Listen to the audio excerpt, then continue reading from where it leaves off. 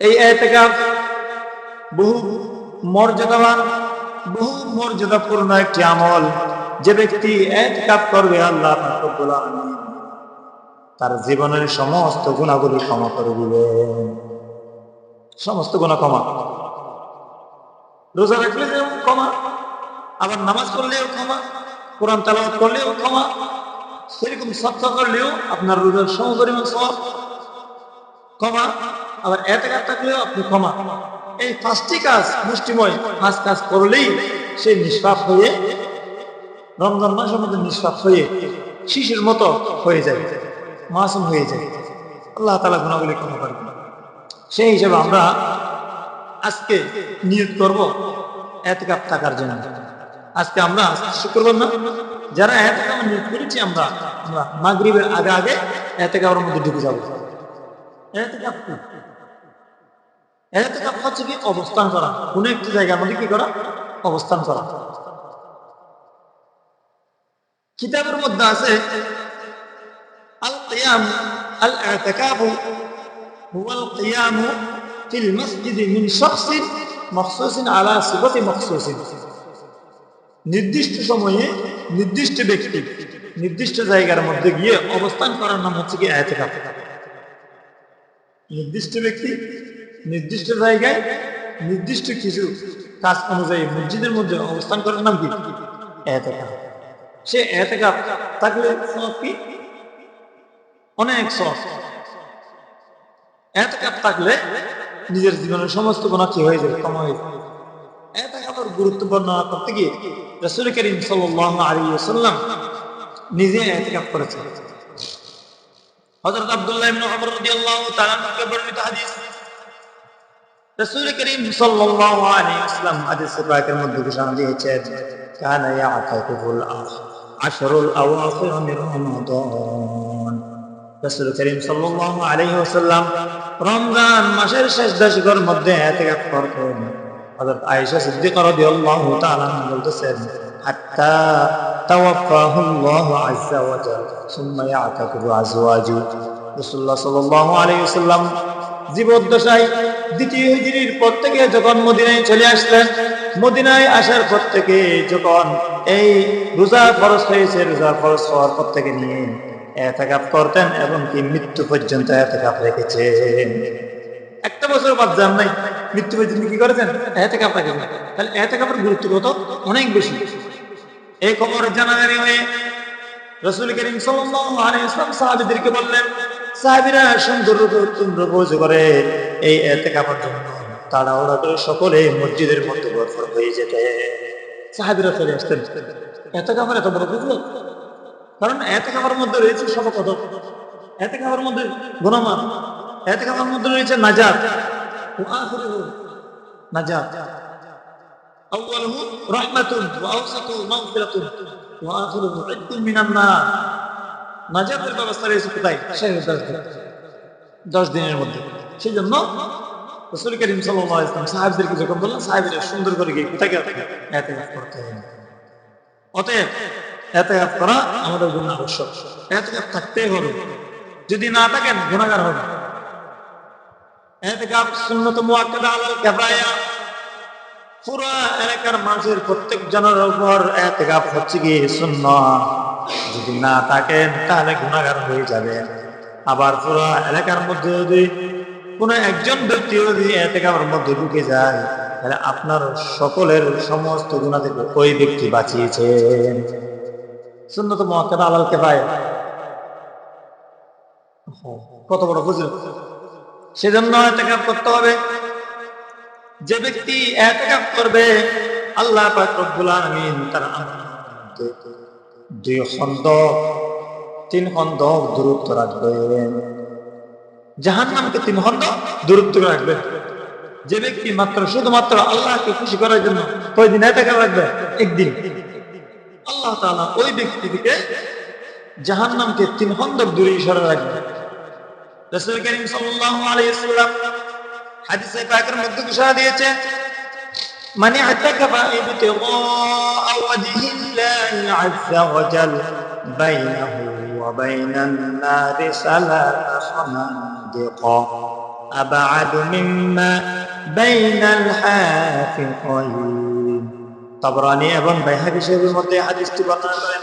রাসূল করিম সাল্লাল্লাহু আলাইহি ওয়াসাল্লাম ইরশাদ করেন, যে ব্যক্তি সওয়াবের আশায় আল্লাহ তাআলাকে খুশি করার জন্য শুধুমাত্র একদিন রোজা একদিন ইতিকাফ করলো, আল্লাহ পাক রব্বুল আলামিন ওই ব্যক্তি এবং জাহান্নামের মধ্যখানে 3 খন্দক দূরত্ব রাখবে। কয় খন্দক? 3 খন্দক। এক খন্দকের কতটুকু দূরত্ব? রাসূল করিম সাল্লাল্লাহু আলাইহি ওয়াসাল্লাম হাদিসে পাকের মধ্যে ঘোষণা দিয়েছেন, আবআদু বাইনাল হাফিকাইন, আসমান জমিন যতগুলো পায়রা জায়গা আছে তত পায়রা জায়গায় পর্যন্ত সমপরিমাণ হচ্ছে এক খন্দক। এক খন্দকের পরিমাণ কতটুকু? আসমান জমিন। তাহলে একজন ব্যক্তি যদি শুধুমাত্র একদিন কি রাখে, ইতিকাফ রাখে, 3 খন্দক কি রাখবেন দূরত্ব। আর যদি 10 দিন রাখে অনেক, সেজন্য ইতিকাফের গুরুত্ব অনেক। ইতিকাফের গুরুত্ব অনেক। ইতিকাফ যখন থাকবেন আপনি, হাদিসে পাকের মধ্যে ঘোষণা দিয়েছেন, কোন ব্যক্তি যদি এরকম 10 দিন ইতিকাফ থাকে, আল্লাহ পাক রব্বুল আলামিন তার আমলনামার মধ্যে 2টি হজ এবং 2টি উমরার সওয়াব দান করবে। কয়দিন ইতিকাফ লাগবে? এই রমজানের শেষ দশকের মধ্যে আপনি হজ করেছেন, উমরা করেছেন, যান না, টাকা পয়সা খরচ করেছেন। একবার হজ করতে গেলে 6 লক্ষ টাকা 7 লক্ষ টাকা লাগে। আর 2বার হজ করলে 8 লক্ষ টাকা, মানে 16 লক্ষ। আবার যদি সেখানে 2টা উমরা করেন, একটা উমরার জন্য কমপক্ষে এখন 2 লক্ষ থেকে 3 লক্ষ টাকা লাগে। তাহলে সেদিকে 3 লক্ষ টাকা হিসাব করলে আমরা 6 লক্ষ টাকা, 6 আর ওদিকে 16, 22 লক্ষ টাকা আপনার লাগবে। 2টি হজ এবং 2টি উমরা করবেন, 22 লক্ষ টাকা আপনার চলে যাবে। আবার হজ করে আসা, উমরা করে আসার পর ওই হজ এবং উমরা কবুল হয়েছে কিনা তাও সন্দেহ থাকে। কিন্তু আল্লাহ পাক রব্বুল আলামিন বলেন, রাসূল পাক সাল্লাল্লাহু আলাইহি ওয়াসাল্লাম ঘোষণা দিয়েছেন, যে ব্যক্তি ইতিকাফ করবে 10 দিন, আখিরে রমজান, রমজানের শেষ দশকের মধ্যে ইতিকাফ থাকবে, আল্লাহ পাক রব্বুল আলামিন তার মধ্যে 2 হজ এবং 2 উমরার সওয়াব করে দিবেন। কত ফজিলত দেখছেন? ফজিলত। তারপর রাসূল করিম সাল্লাল্লাহু আলাইহি ওয়াসাল্লাম হাদিসে পাকের মধ্যে ঘোষণা দিয়েছেন, সাহাবীরা যখন এই লাভবানজনক জিনিস দেখলেন, দেখার পর সাহাবীরা উদ্বুদ্ধ হয়ে গেলেন, ইয়া রাসূলুল্লাহ, ইয়া হাবিবাল্লাহ, আমরা তাহলে প্রত্যেক বছর রোজা রাখবো। প্রত্যেক বছর রোজা রাখার সাথে সাথে এবং আমরা ইতিকাফ করব। ইয়া রাসূলুল্লাহ, একটা আরজ আছে শুধুমাত্র, আমরা তো ইতিকাফ থাকার কারণে হজ করতে পারবো না, উমরা করতে পারবো না। কি করতে পারবো না? হজ করতে পারবো না, উমরা করতে পারবো না। আবার ইতিকাফ থাকা অবস্থায় মসজিদের বাইরে গিয়ে যে কোনো ভালো কাজ আছে, সেই ভালো কাজগুলো আমরা করতে পারবো না। কোন জানাজার নামাজ যদি হয়ে থাকে, জানাজার নামাজে আমরা অংশগ্রহণ করতে পারবো না। ইয়া রাসূলুল্লাহ, ইয়া হাবিবাল্লাহ, ওই সওয়াব থেকে আমরা মাহরুম থাকবো নাকি? ওই সওয়াব থেকে আমরা নৈরাশ থাকবো নাকি মাহরুম? সেই সওয়াব তো আমাদের থেকে চলে যাবে। রাসূল করিম সাল্লাল্লাহু আলাইহি ওয়াসাল্লাম অভয় দিলেন।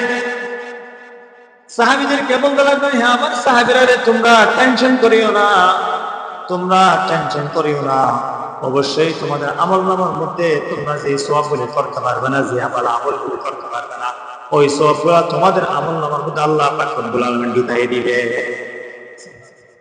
রাসূল করিম সাল্লাল্লাহু আলাইহি ওয়াসাল্লাম হাদিসে পাকের মধ্যে ঘোষণা দিয়েছেন, আল মুতাকিফু ওয়া ইয়াতাকিফু দুনুন ওয়া ইয়াজরি লাহু মিনাল হাসানাতি কাআমিলিল হাসানাতি কুল্লাহা আও কামা ক্বালা নবী আলাইহিস সালাতু ওয়াস সালাম। ইবনে মাজাহ শরীফের মধ্যে হাদিসটি বর্ণনা করেন, রাসূল করিম সাল্লাল্লাহু আলাইহি ওয়াসাল্লাম ইরশাদ করেন, সমস্ত সাহাবীদেরকে বলতেছেন, হে আমার সাহাবীরা রে, তোমরা যখন ইতিকাফ করবে, তোমাদের জীবনের সমস্ত গুনাহগুলো ক্ষমা হয়ে যাবে এবং তোমাদের আমলনামা জারি থাকবে। কি তোমরা যে ভালো কাজগুলো করতে পারো নাই, সেই ভালো কাজ সব তোমাদের আমলনামার মধ্যে আল্লাহ পাক রব্বুল আলামিন ঢুকাই দিবে। অনেক ফজিলত আমি গত বছর এরকম বলেছি, ইউটিউবের মধ্যে আছে এবং আপনারা পেজের মধ্যে দেখতে পাবেন ইনশাআল্লাহ। অনেক লম্বা কথা। মোট কথা, যে ব্যক্তি ইতিকাফ করবে তার জীবনের সমস্ত গুনাহ ক্ষমা হয়ে যাবে এবং ভালো কাজের যে আমলগুলো করতে পারে, সেই আমলগুলো সব তার আমলনামার মধ্যে দান। আরেকটি ফজিলত হচ্ছে কি, যে ব্যক্তি ইতিকাফ করবে সে অবশ্যই শবে কদর পেয়ে যাবে। রাসূল করিম সাল্লাল্লাহু আলাইহি ওয়াসাল্লাম রমজান মাসের প্রথম 10 দিন ইতিকাফ করেছেন শবে কদরের পাওয়ার আশায়। জিবরাইল আমিন আলাইহিস সালাম রাসূলুল্লাহ ইয়া হাবিবাল্লাহ, শবে কদর এখনো নাই, সামনে শবে কদর। রাসূলুল্লাহ সাল্লাল্লাহু আলাইহি ওয়াসাল্লাম আবার দ্বিতীয় দশক ইতিকাফ করলেন শবে কদর পাওয়ার আশায়। শবে কদরের সওয়াব হচ্ছে কি খায়রুম মিন আলফি শাহর। যে ব্যক্তি শুধুমাত্র শবে কদরের রাতের মধ্যে এক রাত্র আমল করবে, আল্লাহ পাক রব্বুল আলামিন তার আমলনামার মধ্যে 1000 মাসের চেয়েও উত্তম সওয়াব দান করবে। সেজন্য রাসূলুল্লাহ সাল্লাল্লাহু আলাইহি ওয়াসাল্লাম পুরো রমজানের মধ্যে শুরু দশকের মধ্যে ইতিকাফ করেছেন। আবার যখন জিবরাইল আমিন বলেছেন সামনের দিকে শবে কদর, দ্বিতীয় দশকে ইতিকাফ করেছেন।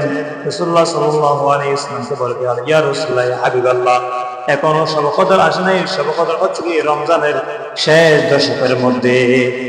রাসূলুল্লাহ সাল্লাল্লাহু আলাইহি ওয়াসাল্লাম শবে কদর তালাশ করার জন্য শেষ দশকের মধ্যে ইতিকাফ করেছেন।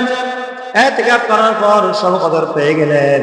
শবে কদরের সওয়াব হচ্ছে কি খায়রুম মিন আলফি শাহর, 1000 মাসের সেরা উত্তম আমল সওয়াব। যদি কোনো ব্যক্তি যদি ইতিকাফ করেন, সেও যদি ঘুমায়, আল্লাহ পাক রব্বুল আলামিন তার আমলনামার মধ্যে ঘুমন্ত অবস্থা হলেও সেই শবে কদরের সওয়াব তার আমলনামার মধ্যে ঢুকাই দিবে। আপনি ঘুমান, সমস্যা নাই, আমল করতে পারেন না, কিছু করতে পারেন নাই, কিন্তু কি থাকার কারণে, আপনি ইতিকাফ থাকার কারণে আপনি শবে কদরের সওয়াব পেয়ে যাবেন। সেই জন্য অনেক সওয়াব ইতিকাফ থাকার কারণে। আমি